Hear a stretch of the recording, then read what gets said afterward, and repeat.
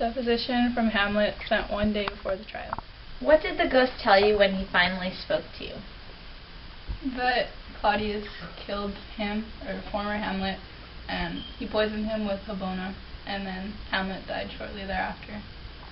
Do you feel the ghost was a reliable source of information?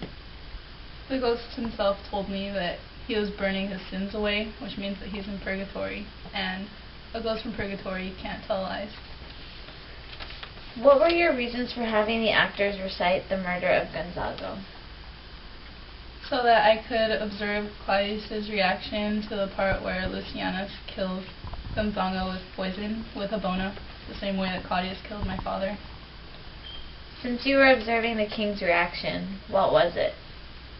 He was flustered and he stood up and couldn't speak, so Polonius had to call off the play immediately. Why do you think he reacted in this manner?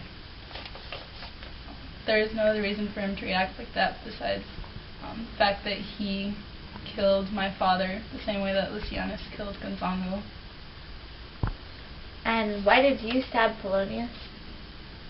Well, naturally I wouldn't expect to find someone hiding behind the curtain in my mother's chamber, so I was doing it in my own self-defense and in my mother's self-defense. And do you believe you have divine right to be Yes. king? And did you ever think Claudius was a legitimate king? No. The defense friend. So you believe that the ghost is credible because it's from purgatory and it cannot lie. Yes. Why can't it lie? Because naturally a ghost from purgatory wouldn't be lying, because that would only be adding sins upon the ghost, and that would prolong its stay in purgatory. Plus the ghost is destined to go to heaven anyway, so it wouldn't be inherently evil. Alright. And you believe that you have divine right? Yes. Why? Because the ghost only speaks to me, and it is the ghost of old Hamlet, who was king and had divine right. So it only speaking to me proves that I'm the one with the divine right. Okay. And as far as you stabbing Polonius, why did you stab Polonius? I didn't know it was Polonius. It was because he was behind the curtain and I thought it was an intruder. Your mother called out for help, and then Polonius came, and then you stabbed him.